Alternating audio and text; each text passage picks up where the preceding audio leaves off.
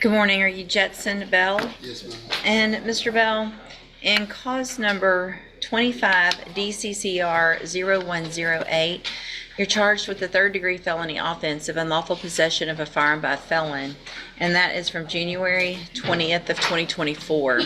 Your indictment alleges you were previously convicted of possession of a controlled substance and delivery of a controlled substance, a third degree and a second degree, October 22nd of 2007. And after those were final, you were convicted of unlawful possession of a controlled substance, a second degree, February 4th of 2009. And what that means is if you go to trial in that case and you're found guilty, the range of punishment would be that of a habitual offender, which is a minimum 25 years in prison up to 99 years or life. Do you understand? Yes, ma'am. And then in clause number 25 DCCR 0109, you're charged with the third degree felony offense of evading arrest or detention with the use of a vehicle, and that's from January 20th of 2024. That indictment alleges those same prior offenses, which again means if you're found guilty and those prior offenses are true, the range of punishment would be that of a habitual offender with a minimum punishment of 25 years up to 99 years or life in prison. Do you understand? Yes, ma'am. And then in cause number 25 DCCR 0110, you're charged with the second degree felony offense of possession of a controlled substance from January 20th of 2024. The indictment here alleges those same prior offenses, again meaning that if you go to trial and you're found guilty, the range of punishment would be a minimum 25 years up to 99 years or life in prison. Do you understand? Yes, ma'am.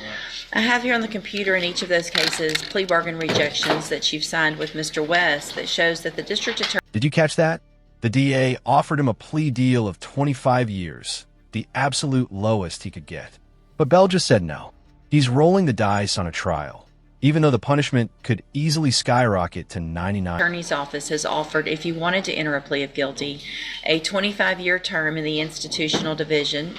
You have every right to reject that and have your cases set for trial. I want to make sure you understand what the possible consequences are if you go to trial and what your options are. You understand all of that? Yes, ma'am. And do you want to reject that offer and have your cases set for trial? Yes, ma'am. Mr. Nichols, is there any reason in Mr. Smith's file, any notation why this would be... No, Your Honor, he has the priors that were listed plus a federal prior, which is, I think, still under their supervised release for, and he's on parole through 2027. I see no reason he would change. So I want to make sure you understand, Mr. Bell, that after today, I will not accept this plea agreement. Unless there is anything new that comes up, I will not accept a plea agreement less than this. So it's trial, plea open to a jury, plea open to the court, or something different. I want to make sure you know that just getting on the trial docket doesn't mean you're going to get a better deal later. Do you understand? Yes, ma'am. And you want to reject those offers and have all of your cases set for trial. Is that correct? Yes, ma'am. All right, we'll get them set for trial. Mr. West will begin preparation for trial. You can go back with the bailiff. Good morning. Are you Chad Smith? Yes, ma'am. And Mr. Rojas, will your client waive the formal reading of the indictment? We will, Your Honor. Mr. Smith, in cause number 24, DCCR 2309, you're charged with a third-degree felony offense of evading arrest or detention with the use of a vehicle from September 19th of 2024. And how do you plead to that charge? Are you pleading guilty freely and voluntarily? And are you pleading guilty because you did what they charged you with? I have here on the computer some documents that have your signature on them that the state's marked as exhibit number 1. Before you signed these, did you go over them with Mr. Rojas? Yes, ma'am. And do you fully understand them? Yes, ma'am. And do you understand, if I follow the agreement that you've made with the district attorney, that you will be waiving or giving up any right to appeal? Yes, ma'am. And it looks like the agreement that you've reached is for a 10-year term in prison, but that would be probated for 6 years. You would be ordered to pay $1,000 fine and to follow all of the rules and conditions of probation. Is that your understanding? And do you also understand, if you're not a U.S. citizen, a plea of guilty or no contest may result in your deportation, exclusion from admission to the country, or denial of naturalization under federal law? State tenders number 1. No objection. It's admitted. Is there any evidence that Mr. Smith is not competent? No, Your Honor.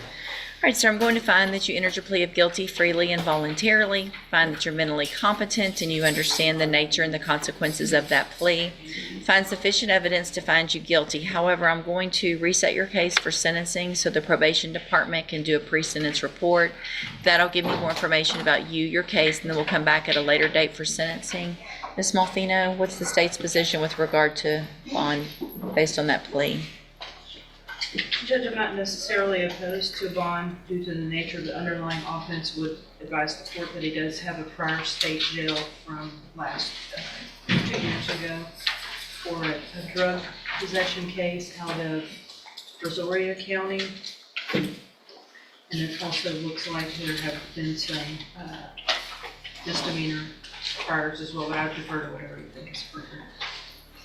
Where will you live when you're released, Mr. Smith? I'll be living with my sister and her husband in Lumberton. Here's where things get interesting. Unlike Bell, Smith is showing progress. Sobriety, steady work, and family support. Judges notice these details. It's a reminder that in court, Yeah, I've been sober for 1.5 years now. I've been got my CDL, but I have a life waiting for me. Good. I've been on the right path. I just needed to take care of this. Sure. So what I'm going to do, Mr. Smith, is reduce your bond to $1,000. I'm going to make that a personal bond, which means you're just going to be released without having to pay any money. Okay. But there's a few things that are very important about that. Okay. If you don't show for court when you're supposed to, then they're going to come after you for the money, Yeah, of number course, one. of course. The first thing you do when you're released today, if it's early enough in the day, is go straight to probation. You're going to get some paperwork today. They'll tell you where to go so they can start that process to do that pre-sentence report. Okay. If it's late in the day, go first thing in the morning. I'm sorry. I didn't even know. So if you don't do that, then you run the risk of me not accepting the agreement and things could be worse. If you're arrested for anything between now and when we come back for sentencing, also you run the risk of me not accepting the agreement. And did you have a question? I was just going to say that'll all state like which I'll be in Beaumont for the probation. Just, if you're living in Lumberton, talk to the, when you're doing that pre-sentence investigation, talk to the probation officer about where you'll be, and they'll start the paperwork to see about courtesy supervision where you are. So just depending on when they let me go today, whether I go today or in the morning? Yes, sir. Okay. Yep, if it's before 5, then get over there straight today, All right. okay? No problem. And you're gonna get some paperwork to tell you all that. Judge, I'll send a dismissal on that misdemeanor so that doesn't hold him up. Okay, thank you. All right. Yes, sir. Good morning. Are you Christopher East? And will your client waive the formal reading of the indictment? He will, Your Honor. Mr. East, in cause number 24, DCCR 1742, you're charged with evading arrest or detention with previous convictions from July 17th of 2024. The indictment alleges you were previously convicted of evading arrest or detention August 21st of 2015. And how do you plead to that charge? No contest. Either you did it or you didn't do it. It's guilty or not guilty. Guilty. Are you pleading guilty freely and voluntarily? Yes. And are you pleading guilty because you did what they charged you with? I'm sorry? Yes. I have here on the computer some documents that have your signature on them that the state has marked as exhibit number 1. Before you signed these, did you go over them with Mr. Rojas? Do you fully understand them? Yes. And do you understand, if I follow the agreement that you've made with the district attorney, that you will be waiving or giving up any right to appeal? Do you also understand, if you're not a U.S. citizen, that a plea of guilty or no contest may result in your deportation, exclusion from admission to the country, or denial of naturalization under federal law? Speak up, please. State tenders number 1. No objection. It's admitted. Is there any evidence that Mr. East is not competent? No, Your Honor. All right, sir, I'm going to find that you entered your plea of guilty freely and voluntarily. Find that you're mentally competent and you understand the nature and the consequences of your plea. Find sufficient evidence to find you guilty, and at this time find you guilty of evading arrest or detention with previous conviction. Sentence you in accordance with your agreement to a term of 9 months in the state jail prison. You will receive credit on that sentence for any time that you've been in custody that the law gives you the right to receive. It looks like the state is going to dismiss cause number 24, CCCR 2313, as part of this agreement as well. I'm handing you the trial court certification. That shows that this was an agreement that I followed, and so you have waived your right to appeal. I have also handed you a written admonishment regarding your ineligibility to possess a firearm or ammunition. Because of the judgment entered against you, you're ineligible under Texas law to possess a firearm or ammunition. Possession of a firearm or ammunition could lead to charges against you. Firearm is a legal term, and you should read that written admonishment I provide you to see what devices qualify as a firearm. If you have questions about the laws that make you ineligible to possess a firearm or ammunition, or about how long that lasts, you can talk to Mr. Rojas. All right, good luck to you, sir. You can go back with the bailiff. Good morning, sir. Are you George Celestine Jr.? Yes, ma'am. And will your client waive the formal reading of the indictment? You will, Your Honor. Mr. Celestine, in cause number 24 DCCR 0746, you're charged with the state jail felony offense of evading arrest or detention with previous conviction, and that's from March 4th of 2024. The indictment alleges you were previously convicted of evading arrest or detention November 28th of 2012 in Hardin County, Texas. And how do you plead to that charge? And is that prior conviction true? Are you entering your plea of guilty freely and voluntarily? And are you pleading guilty because you actually did what they've charged you with? I have here on the computer some documents that have your signature on them that the state has marked as exhibit number 1. Before you signed these, did you go over them with Mr. Rojas? Do you fully understand them? And do you understand, if I follow the agreement that you've made with the district attorney, that you will be waiving or giving up any right to appeal? And do you also understand, if you're not a U.S. citizen, that a plea of guilty or no contest may result in your deportation, exclusion from admission to the country, or denial of naturalization under federal law? State tenders number 1. No objection. It's admitted. Is there any evidence that Mr. Celestine's not competent? No, Your Honor. All right, sir, I'm going to find that you entered your plea of guilty freely and voluntarily. Find that you're mentally competent and you understand the nature and the consequences of that plea. Find sufficient evidence to find you guilty, and at this time find you guilty of the state jail felony offense of evading arrest or detention with that previous conviction. Sentence you in accordance with your agreement to a term of 60 days in the Jefferson County Jail under Section 1244 of the Penal Code. You will receive credit on that sentence for any time that you've been in custody that the law gives you the right to receive. I have handed you the trial court certification that shows this was an agreement that I followed, and so you've waived your right to appeal. I have also handed you a written admonishment regarding your ineligibility to possess a firearm or ammunition. Because of the judgment entered against you, you're ineligible under Texas law to possess a firearm or ammunition. Possession of a firearm or ammunition could lead to charges against you. Firearm is a legal term, and you should read that written admonishment I provide you to see what devices qualify as a firearm. If you have questions about the laws that make you ineligible to possess a firearm or ammunition, or about how long that lasts, you can talk to Mr. Rojas. All right? Good luck to you, sir. You can go back with the bailiff. Good morning. You're LaCaven Jenkins? Yes, ma'am. And Mr. Jenkins is charged in 24 DCCR 1026 with aggravated robbery and 24 DCCR 1027 with fraudulent use or possession of identifying information. What is the announcement? Judge, he's previously rejected 10 on the aggravated robbery case and 5 on the possession of fraudulent identifying information. That offer has not changed. I visited with him. I've looked at the file. There are co-defendants in the aggravated robbery case, and I think during trial preparation there may be mitigating or exculpatory evidence that would come out, and therefore he is requesting a trial. Okay. However, Judge, this case originated out of Groves, Texas. I've got a conflict with going to trial with the Groves police, so I'm going to have to ask that I be replaced on this case. If you want me to file a motion, I can. No. I didn't realize that. Mr. Nichols?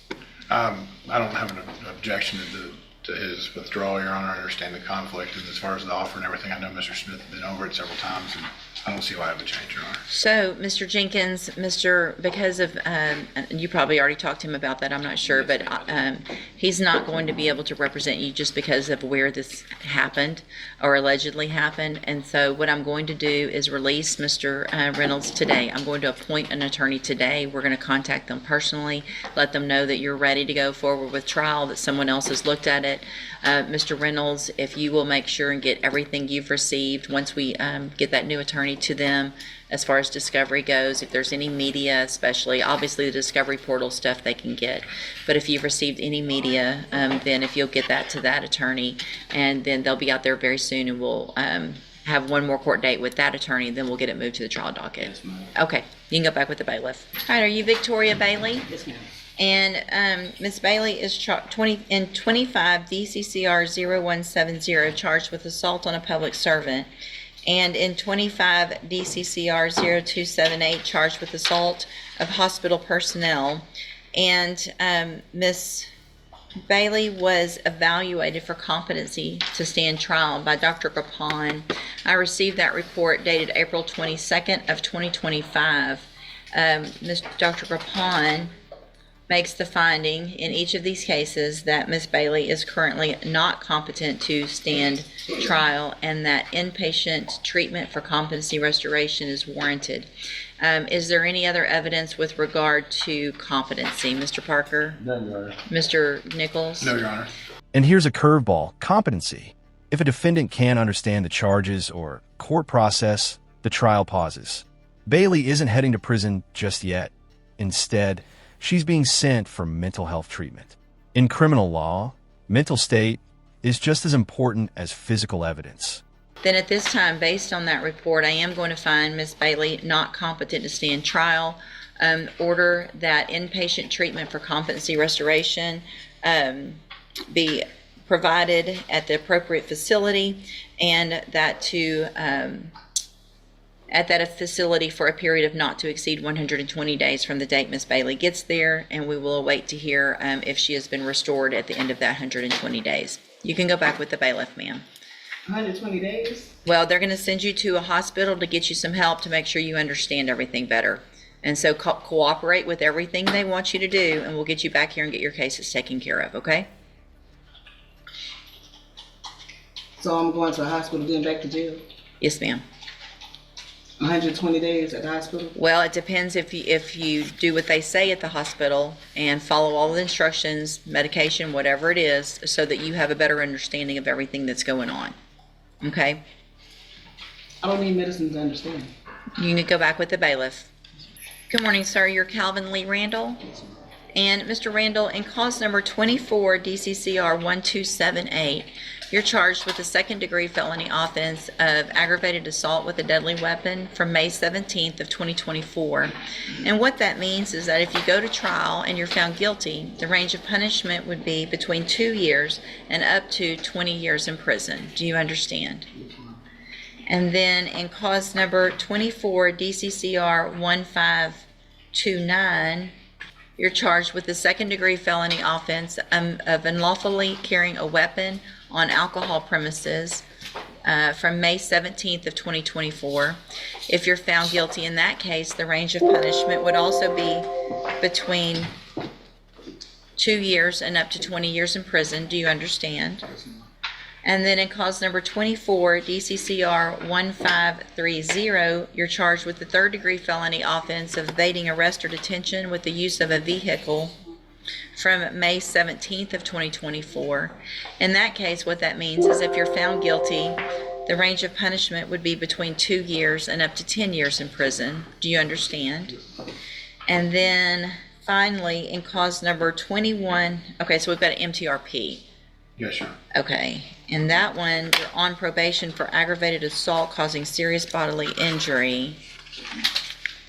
Based on the nature of that underlying offense, Mr. Nichols, what's the state's position with going ahead and setting I'd rather go forward on the motion, honestly.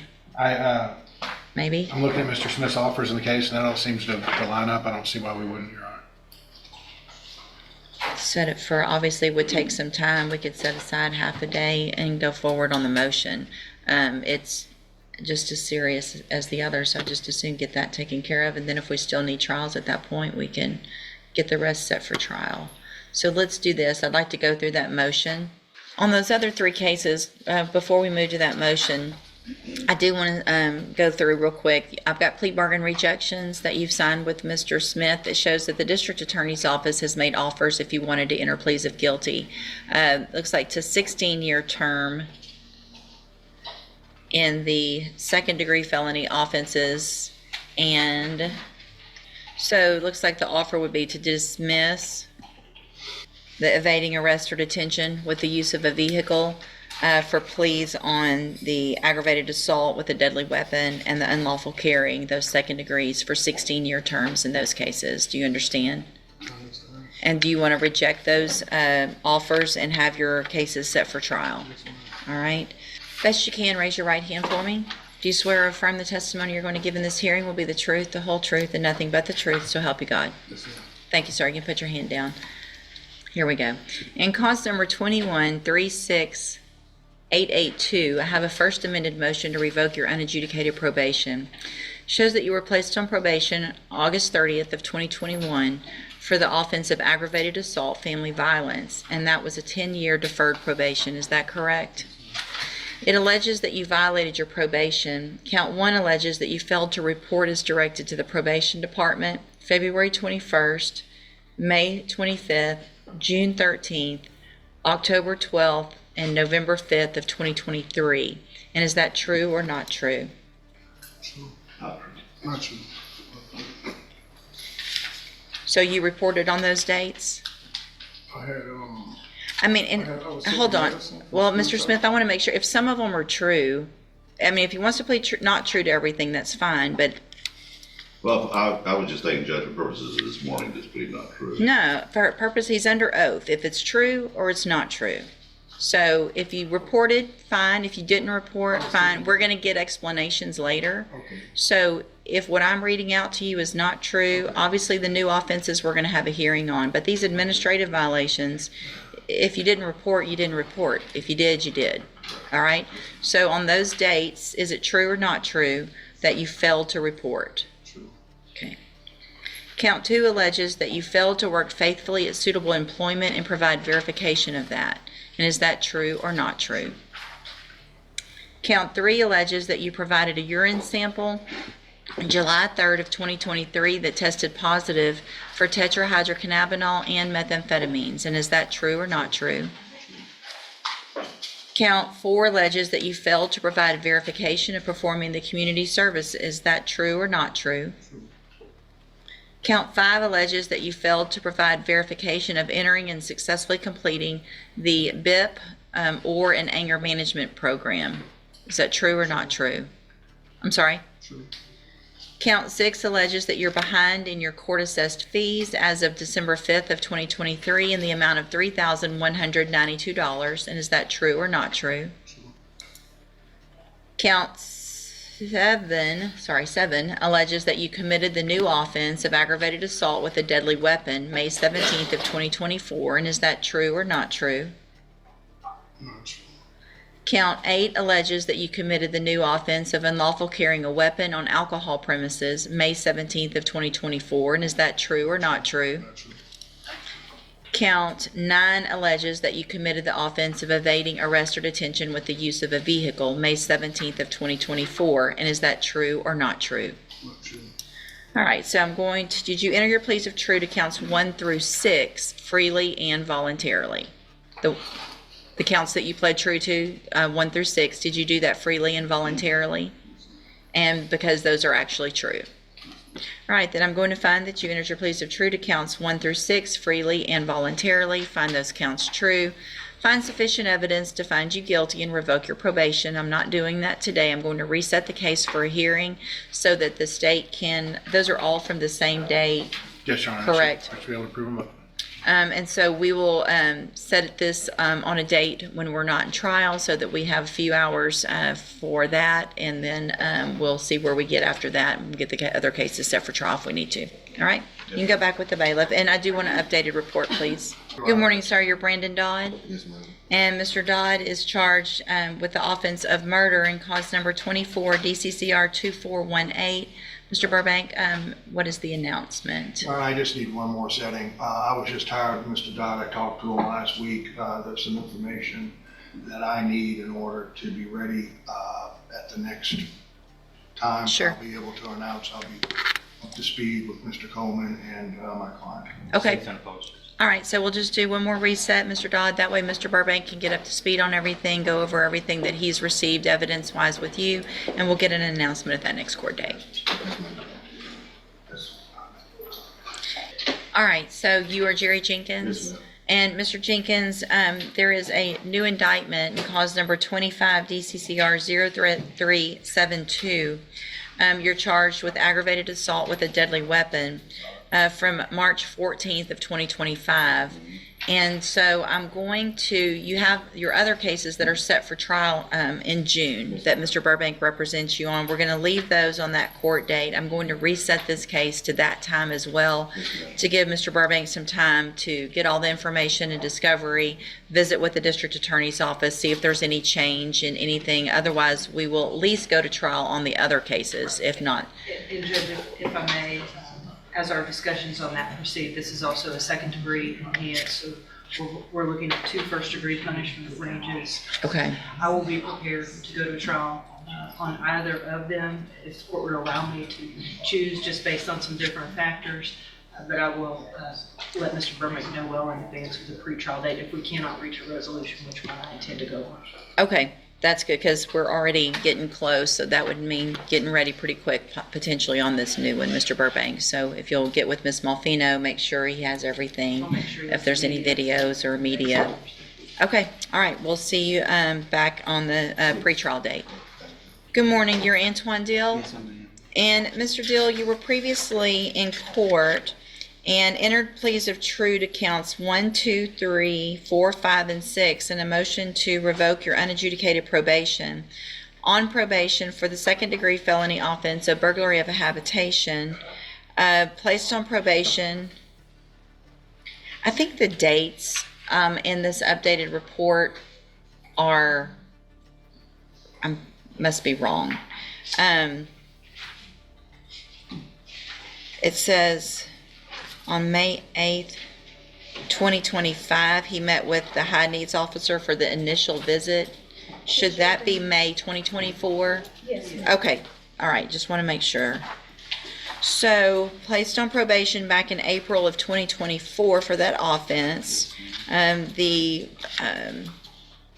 allegations, failure to report, failure to work, testing positive, that didn't do the theft prevention class, behind in fees, and behind in restitution. There was no agreement, is that correct? That's correct, Judge. Mr., and I've received an updated pre-sentence report. Has everyone had an opportunity to review that report? Well, Judge.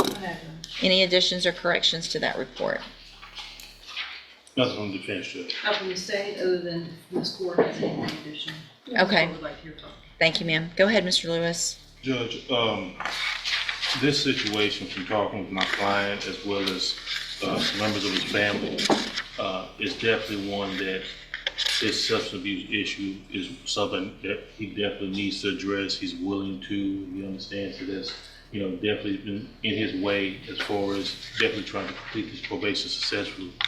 I would also like to add to that after speaking with him and with some of his family members that I don't believe he was on any type of mental health or any type of conditions dealing with his probation. He was I know it's high needs.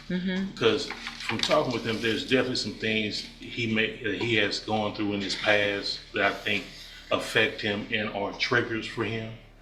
And I believe that, if he's able to get that type of help, to help with that, I think that would definitely help with the substance abuse issue. I believe there are vehicles available through community supervision that can address that. He's more than willing to accept that help. At this point, understands he needs it. I know it looks like the recommendation in the updated PSI from probation is for ISF. It's something that they would recommend. He's more than willing to comply with that and try to work with that as much as possible. If there is anything that's available that has some type of aftercare or anything, he's more than willing to do that as well. Especially, like I was saying, as far as, any treatment he can get as far as that would definitely help with some of the traumatic things he's gone through in his past. I think that would definitely help with the substance abuse issue going forward for him, Judge. Okay, and the recommendation isn't necessarily ISF, it's if I were to continue, Right. but the recommendation sounds like they've exhausted all efforts that,